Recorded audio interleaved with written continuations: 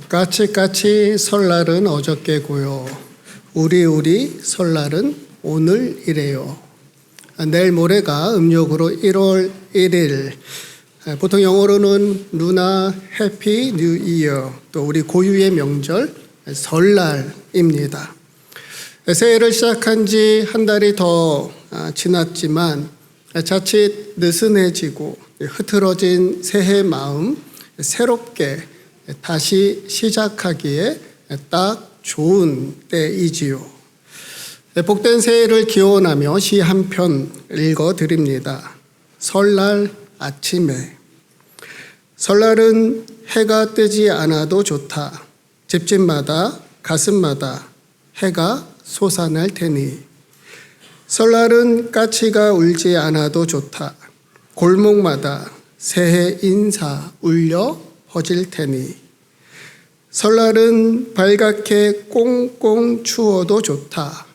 이웃들을 돌아보는 인정이 따뜻할 테니. 설날은 새 옷이 아니어도 좋다. 묵은 옷 빨아 입고 새뜻 새 희망이 푸르를 테니. 새해가 밝았다고 새날인가요? 내가 새로워져야 새날이다.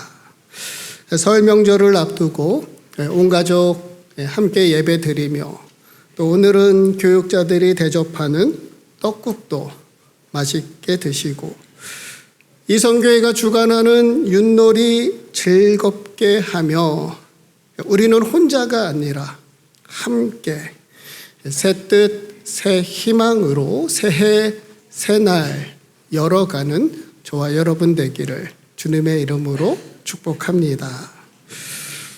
오랜만에 우리 어린이들도 있으니 시드니 성경 퀴즈 질문을 드립니다. 한숨이 나와요? 어렵지 않습니다. 잘 듣고 답해 보십시오. 여러분 성경은 모두 66권입니다. 구약 39권, 신약 27권, 모두 1189장. 그래서 구약 929장, 신약 260장이다. 맞으면 O, 틀리면 X. 네. 네. 동그라미를 하시는 것 같습니다. 네. 동그라미가 맞습니다. 3927. 그렇죠. 구약 39권, 신약 27권, 장수는 1189장입니다. 그 중에 신약 27권, 260장, 서 바이블. 이번에 우리가 손글씨로 직접 성경을 쓰려 합니다. 오늘부터 신청이 가능하고요. 한 사람이 2장까지 쓸 수 있고 요한복음, 갈라디아서 이렇게 색깔 표시가 된 부분은 영어로 씁니다. 여러분 마침 이번 주 수요일 사순절이 시작되는 날입니다. 사순절은 예수님을 깊이 생각하는 절기니까 예수님을 생각하며 예수님의 말씀 써 바이블 하자 하여 교회 창립 33주년 감사주일에 수기로 된 시드니 교회 신약 성경 봉헌하자. 시드니 성경 퀴즈 한 문제 더 드립니다. 성경은 하나님의 말씀이면서도 사람들의 이야기이지요. 수많은 사람의 이름, 모습, 삶의 이야기가 기록되어 있습니다. 과연 성경에 등장하는 그 많은 사람들 중에 가장 키가 작은 사람은 누구일까? 너무 심각한 표정으로 가장 키가 작은 사람은 누구일까? 네. 여기서 삭개오 이렇게 말씀하시는 분들이 계세요. 그렇죠. 삭개오 키가 작지만 그래도 가장 키가 작은 사람은 아담일 거다. 왜냐? 아담하니까. 네. 오늘 본문 1절, 2절 말씀 우리 함께 읽겠습니다. 예수께서 여리고로 들어가 지나가시더라. 삭개오라 이름하는 자가 있으니 세리장이요 또한 부자라. 이 복음서에서 유일하게 예수님과 삭개오가 만나는 장면을 기록한 말씀입니다. 비아 돌로로사 십자가의 길 오르기 위해 예수님은 갈릴리를 떠나서 이제 예루살렘으로 가시던 길에 잠시 여리고라고 하는 지역을 들르십니다. 여리고는 세계에서 가장 오래된 도시 중 하나라고 해요. 광야를 지나 약속의 땅 가나안으로 들어간 이스라엘 백성들이 가장 먼저 만났던 성이었지요. 여리고성 7일 동안 돌았을 뿐인데 마지막 날 제사장들이 나팔을 불고 백성들이 소리 지를 때 여리고 성벽이 무너져 내립니다. 지금도 여리고에 가면 언제 일어난 일인지 의견이 분분하지만 무너진 성벽의 흔적이 남아있고 삭개오가 예수님을 만나기 위해 올랐다는 돌 무화과 나무도 볼 수 있습니다. 글쎄요, 실제로 삭개오가 오른 그 나무는 아니라고 하지만 예수님을 보기 위해 삭개오는 분명 나무 위로 올랐을 것이다. 여러분은 어쩌다 다 큰 어른이 나무 위까지 오르게 되었을까? 삭개오도 보통 사람은 아니지만 예수님은 더더욱 보통 사람이 아니시지요. 본문 5절 말씀 함께 읽겠습니다. 삭개오에서 그곳에 이르사 쳐다보시고 이르시되 삭개오야 내가 오늘 내 집에 하겠다 하시니 삭개오야 속히 내려오라. 예수님과 삭개오는 처음 만났습니다. 미리 계획하거나 약속된 만남이 아니었지요. 말 그대로 우연히 처음 만난 겁니다. 그런데 예수님은 삭개오야 그의 이름을 부르셨지요. 삭개오야 속히 내려오라. 그냥 거기 나무 위에 계신 분 선생님 아저씨라고 하지 않고 그의 이름을 정확히 부르셨지요. 옆에 있는 제자들이 미리 알려주었을까요? 누군가가 옆에서 말해주었을까요? 그런 것 같지는 않아요. 그런데도 예수님은 이미 삭개오의 이름을 아셨고 더 놀라운 사실은 그가 어떤 사람이었던 것도 다 알고 계셨다는 거지요. 복음성가에 이런 노래가 있습니다. 내 이름 아시죠? 이렇게 시작해요. 나를 지으신 주님 내 안에 계셔. 처음부터 내 삶은 그의 손에 있었죠. 내 이름 아시죠? 내 모든 생각도 내 흐르는 눈물 그가 닦아주셨네. 삭개오를 지으신 주님 그의 이름 아셨고 이제 그의 삶을 원하십니다. 삭개오야 내가 오늘 내 집에 머물러야 하겠다. 이 말씀은 예수님께서 오늘부터 그의 삶의 주인이 되시겠다는 말씀이지요. 삭개오는 여러분 어떻게 반응했나요? 6절 말씀 함께 읽습니다. 급히 내려와 즐거워하며 영접하거늘. 믿음, 소망, 사랑 그 중에 제일은 사랑이라지만 믿음이 없이는 하나님을 기쁘시게 하지 못하나니. 예수님 말씀하셨지요. 믿음 없는 자가 되지 말고 믿는 자가 되라. 내 믿음대로 될지어다. 요한복음 3장 16절 말씀, 하나님이 세상을 이처럼 사랑하사 독생자를 주셨으니 이는 그를 믿는 자마다 멸망하지 않고 영생을 얻게 하려 하심이라. 우리는 빈칸에 믿음이라는 단어가 들어가는 것을 잘 알고 있습니다. 그런데 기독교에 대해 알지 못하는 분, 또 성경을 한 번도 읽어보지 못한 사람이라면 무엇이라고 대답했을까요? 아마도 사랑 아닐까요? 하나님이 세상을 이처럼 사랑하사 독생자를 주셨으니 이는 그를 사랑하는 자마다.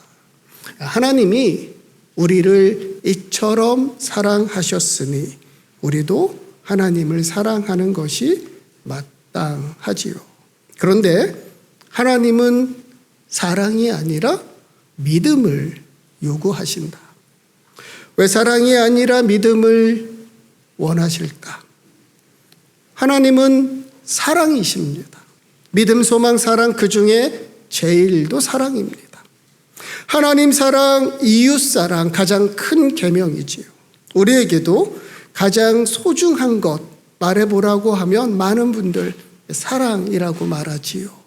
사람은 무엇으로 사는가? 사람은 사랑으로 산다. 세 번이나 예수님을 모른다고 부인했던 베드로에게 예수님이 세 번이나 물으셨던 질문도 내가 나를 사랑하느냐. 그런데 사랑 참 어렵다. 여러분, 사랑합니다.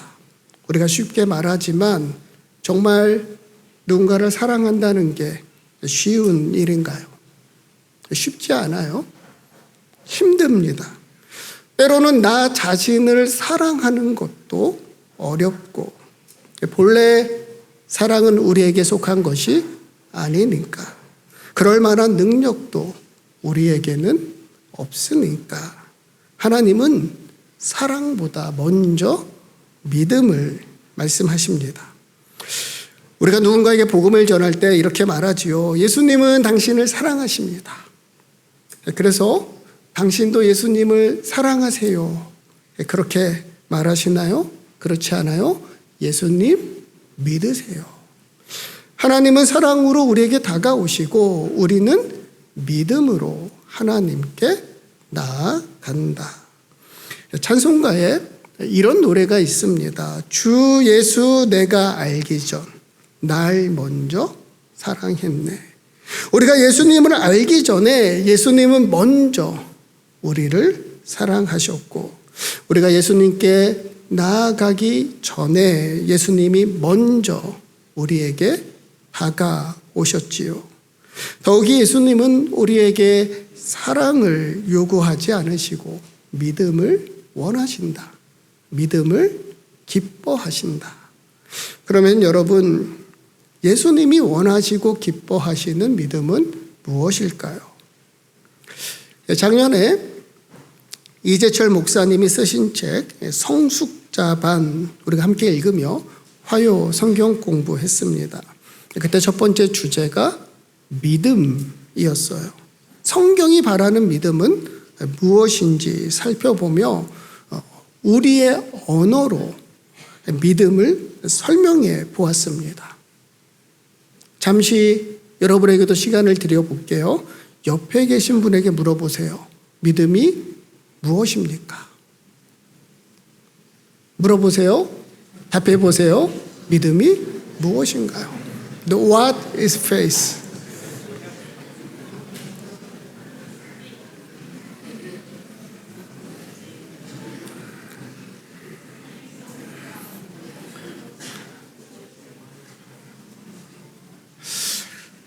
우리가 신앙생활하면서 가장 큰 어려움 중에 하나는 나의 언어로 신앙을 표현하고 설명하는 것입니다.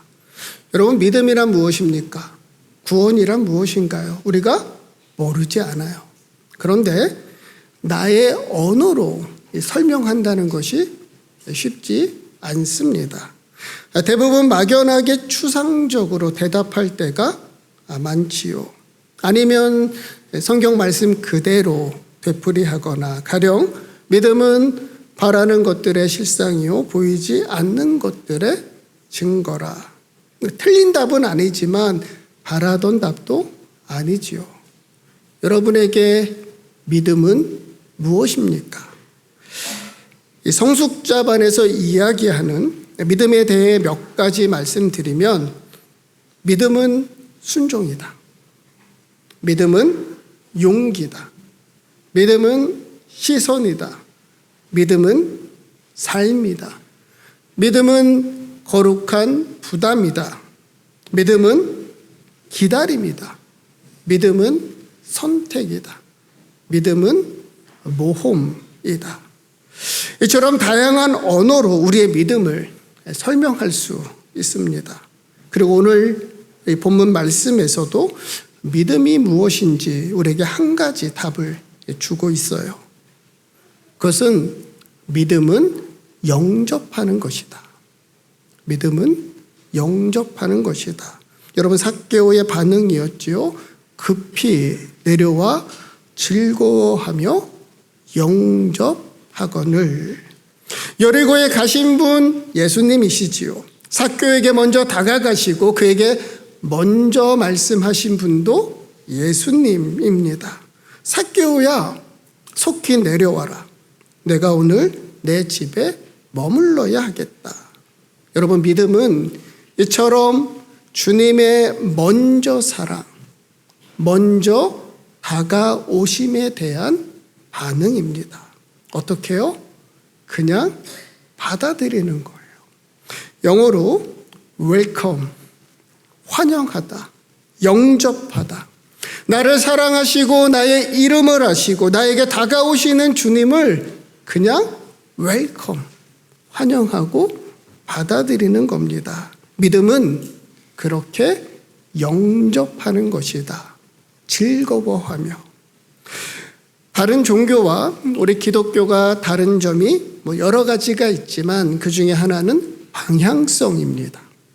다른 종교는 인간이 먼저 신을 향해 나아갑니다. 신을 만나기 위해 정성을 다하고 신의 은총을 얻기 위해 열심을 내지요. 그러나 우리 기독교는 정반대입니다. 우리가 하나님에게 먼저 나아가는 것이 아니라 하나님이 먼저 우리를 찾아오시고 우리를 만나 주신다는 거지요. 우리의 행위나 열심보다 하나님의 은혜가 더 크고 먼저란 겁니다. 예수님이 삭개오의 이름만 아실까요? 저의 이름도 아시고 여러분의 이름도 다 아시겠지요. 우리의 모든 생각, 모든 형편도 다 아시고 주님의 은혜가 아니면 우리가 살아갈 수 없음을, 주님 없이는 우리가 만족할 수 없는 인생이란 것도 잘 아시지요. 해서 잘 생각해 보세요. 주님이 먼저 우리에게 다가와 주셨고 만나 주시지요. 그런 주님을 즐거이 영접하는 것이 믿음이다. 흔히 믿음은 내가 믿는 것이 아니라 믿어지는 은혜가 먼저라 말합니다. 그러니까 믿음 그 자체가 선물이지요. 그런데 믿는 자에게 주시는 또 다른 선물을 오늘 본문에서 말씀하고 있어요. 본문 9절 말씀 우리 함께 읽겠습니다. 예수께서 이르시되 오늘 구원이 이 사람도 아브라함의 자손이미로다. 믿는 자에게 주시는 하나님의 선물 두 가지인데 하나는 구원입니다. 오늘 구원이 이 집에 이르렀으니, 여러분 구원은 미래의 일이 아니라 예수님을 영접한 순간 일어나는 현재의 사건입니다. 오직 믿음으로 말미암아 하나님이 우리에게 주시는 선물, 그래서 우리는 구원받은 자입니다. 믿는 자에게 주시는 두 번째 선물, 하나님 나라입니다. 이 사람도 아브라함의 자손임이로다. 영접하는 자, 그 이름을 믿는 자들에게는 하나님의 자녀가 되는 권세를 주셨으니 믿음으로 삭개오는 하나님의 백성이 되었고 믿음으로 우리는 하나님의 자녀가 되었다. 어둠에서 빛으로, 죽음에서 생명으로, 그렇게 우리는 주님의 은총을 받은 자입니다. 우리는 사랑받는 하나님의 자녀입니다. 하여 사도 바울은 이런 고백을 해요.